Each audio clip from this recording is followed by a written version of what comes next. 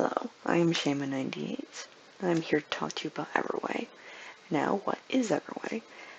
It is a diceless tabletop RPG focused primarily on collaborative storytelling. It was originally developed by Jonathan Tweet back in 1995. Jonathan Tweet is well known for his work with 3rd edition D&D. When it came out originally in 1995, it was a box set with and it did not do too well. The edition we will be talking about today is the recently released Silver Anniversary Edition. It was a successful Kickstarter. I found out about it after the Kickstarter ended, but I was still able to get some stuff through BaggerKit. I will go over how to get that toward the end of the video. But this is the edition we will be talking about today, and so let's get into it. Now, you hear the word diceless and you're wondering how in the world you're supposed to resolve things. You do it with this. This is the fortune deck, which is a tarot-like oracle deck, and I have the deluxe one, which comes with the pip deck. And so you use these cards to resolve actions, and also to build your character. Now, let's get into how you actually start playing, which we are using the Gateway book for this, which is free on DriveThruRPG. And we will get into how to get everything at the end of this video. So when creating a character, you start out with the vision stage. You select their vision images in the book and in the first book, and there will be some here too. But you don't have to use those. You can also use images you find online. I personally used Tarot Divine by Yoshio Shitani. You can pretty much anything, and they suggest 3 to 5 images to build your character. This is the backbone of your character. Next, you would go into the identity stage, in which you choose your name, your motive, which the motives are listed here, and then your virtue, your fault, and your fate, which is selected by the fortune deck, which are pretty self-explanatory. Now, the next 3 stages, I think you can do them in any order you want, but we'll go by the order of the book. You have your powers. Everyone gets a free power, and then you can allocate some points, element points, toward a power. Well, again, and element points are it's kind of like standard array in D&D 5e. You get 20 points to allocate 8 to powers, your element scores, get into that in a minute, and magic if you want.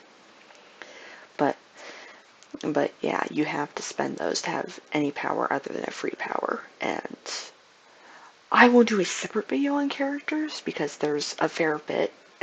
It's not hard to make a character, but there's a fair bit of involvement. So for now, we'll just kind of leave it at that. So you select the free power, or you can allocate points to have higher power, and then you get into your elements scores, which are like your stats, as you would see in any other tabletop role-playing game, except these are a bit more static. You don't really see them raising or lowering throughout Everway. As described here, you have your 4 stats: air, fire, earth, and water. Air is all about your mental energy, but more like, I know this thing. Your knowledge, how you speak, etc. Fire is all about fighting and action, etc. And earth is about your stamina, how healthy you are. And water is your feelings and such.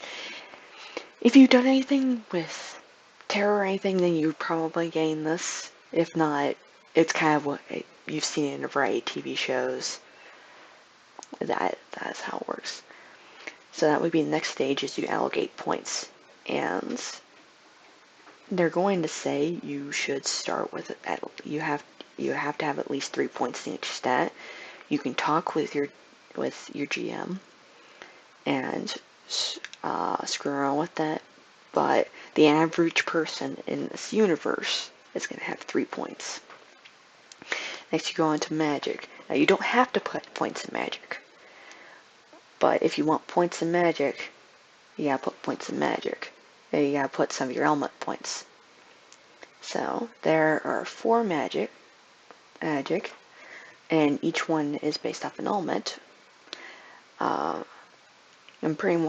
And each one's based off an element. You have words of power, which is all about spoken, flux, which is all about transforming things, soil and earth, which is more healing and such, warding against evil, open chalice, which is all about sensing things, think mediums, and then you have your neutral one, Star River, which does things depending on what zodiac sign you choose. Now, and after you determine all of that, you get to a question stage where everyone just asks questions about each other's characters and kind of fills in some gaps. Now, your character is what is known as a sphere walker, meaning you get to walk around different realms. And the point of the story is you go around and you're solving problems, you're on your own personal journey, etc., etc. So, D&D. But, with less of an emphasis of go here, kill this thing. So you're probably wondering, how exactly do you play? Well, if you played D&D and such, then it works the way you think it does. However, when it comes to resolving actions, there are 3 different laws. There's the law of karma, which relies on your stats and stuff to determine an outcome. There's the law of drama, which is based on the requirements of the story and such. And there's law of fortune, in which you use the fortune deck to determine the outcome of your thing. And to help us demonstrate this, I've brought in my character, Alsha, for this. Now, I played a little bit of Everway. I haven't done too much, but I know enough to kind of be able to do things. So, as you can see, she has her name, her motive is mystery, I've allocated her points, I have all this. And her magic is the open chalice, so she's all about sensing because she's the fortune teller. So, say she was wanting to sense if someone was in the room. Law of karma, because she has she has a 5 in her water, which is all about sensing, especially since she has her specialty, which are like proficiencies. And this says, yeah, she's going to be able to sense someone. Law of drama depends on the outcome. Like, if you're not supposed to know someone's in the room, then she's probably not going to know someone's in the room. Because the plot demands it. Or if she's going to be the one person who senses that someone's in the room, and the plot demands it. Law of fortune requires you draw a card from the deck. So we're just going to look at Winter, which is a very strong water card, so I'd personally say, yeah, she's going to be able to sense it based on that. Now, this is a very basic description of it, but the books, it explains it a bit better. So of course now you're probably wondering, well, how in the world am I supposed to get any of this? Good question. You can get all the PDFs on the Everway Company's drive-through RPG front. Unfortunately, the only thing you can get physically is the key to the fortune deck. Everything else is PDF. Now, how do you get the physical books? Because, as you can tell right here, I have the physical books and I have the physical fortune deck. How do you get that? Well, I got it through the backer kit. Now, And I got this nice big lovely bundle which gets you the PDFs, the physical books, and the deluxe fortune deck, meaning you get not just the fortune deck but also the seasons deck, which is like the minor arcana in a tarot deck.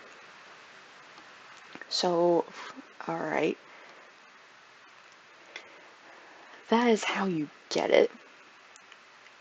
And it's the only way you can really get the physical fortune deck. They do have ways to do the fortune deck within the within the books. As you can see, they have these little things that are names of the cards. You can just flip to a random page. Or the Keymaster has a dice system for rolling for it. But yeah, that is a taste of what Everway is. I hope this was informative. I mainly made this video because I saw there wasn't any real discussion about it on YouTube. So, I thought I would just do that. I would put out an informative video. In the description, I'm going to include links to the website where you can buy it, blank sheets, and such. And I hope you guys have a lovely day. See you